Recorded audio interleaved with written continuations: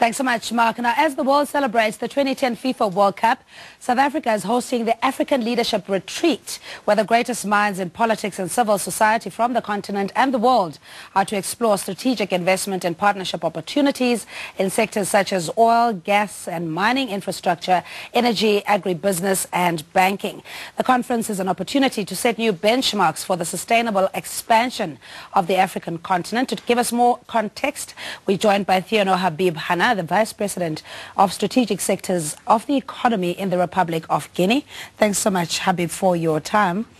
Thank you, I think there's always a number of fora or interventions in trying to deal with the disparities in Africa, especially if you compare the volumes of wealth that we have.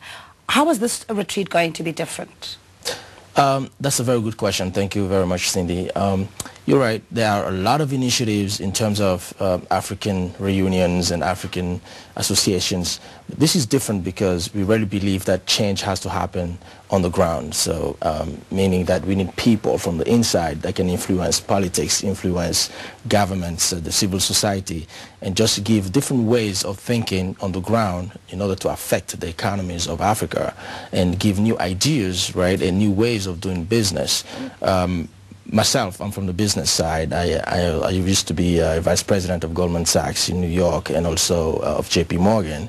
I made the move to actually be part of the change that's happening in my country, in the Republic of Guinea, Conakry, where you see a lot of investments coming into different sectors like oil, mining, and gas, and also infrastructure investments. So the idea is to make sure that we don't go through another set of crisis and also what you call the curse of natural resources that you have in a lot of our countries. So I think the diaspora, including people in the African Leadership Retreat, are looking for ways to avoid that curse and transform natural resources into blessings instead of something else. Because for Africa to thrive and expand, you need to have a sustainable, conducive environment, political stability, and legislation, etc., that makes it easy for business to flow freely, be it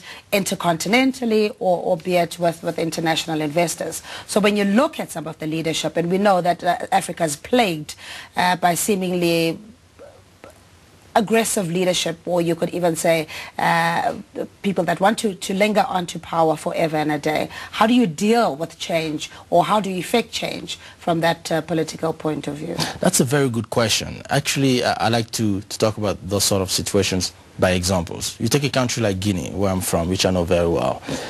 This country has been independent for more than 50 years, and this country hosts more than 1/3 of the world's reserves of bauxite, which is the ore for aluminum production. So this is a country that strategically should be really powerful in the world. And also the country has more than 40 billion tons of reserves of iron ore. You have the major players on the ground. Rio Tinto is there, Vale from Brazil. You have all these big players, including BHP Billington. So they're fighting among those resources, right, to extract them. So, but Guinea is not known to most investors, to a lot of people outside. So I think it's very important, right, to really make sure that this country is taking advantage of those resources, and that they're not dumping those resources and not distributing the wealth among the continent. So basically, the problem is, after 50 years of independence, it's been a problem of institutions. We don't have strong institutions. So that's what we understand today, and we're pushing for democracy. And this is the first time we have true and fair elections happening in Guinea. On June 27, the first round happened, and now you have two contenders that are going through a second round on July 18. So after that, we expect that democracy would be well established, and then you'll have more institutions like the reform of the justice system, which is extremely important. And we have some experts from the European Union, from the US, that are in Guinea right now looking at the whole justice system. So once we have those reforms, then we'll have strong institutions that would encourage foreign investments and have the good types of investments in Africa. Because the misconception is that Africa is poor and Africa doesn't have the intelligence capacity necessarily to handle its business. But truth of the matter is that the problems we have are also partly due to the lack of critical leadership and the fact that everything happens at that strategic level and very seldom filters through to ordinary citizens.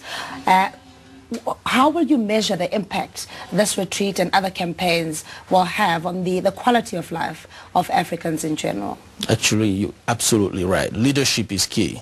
If you don't have the right leaders and the right technical people who understand how to manage a situation, a country, an economy, nothing going to work. So this African Leadership Retreat, which I'm a strategic member of, is looking to actually sensitize the leaders and also help build new breed of leaders among ourselves and among the young generations to lead those countries and be able to be courageous enough to go and affect change in the original countries. So building a new breed of leadership in our country is extremely important, and that takes people who have been up into the world, have been traveling the world, you know, they've been all over the place. So having that diaspora come back to their countries like I did in a year and a half ago, I think is extremely important because we need leadership in politics, in economy, in business, all over the place. So I think that's what we try and do here in this retreat. We certainly would need the human capital and resources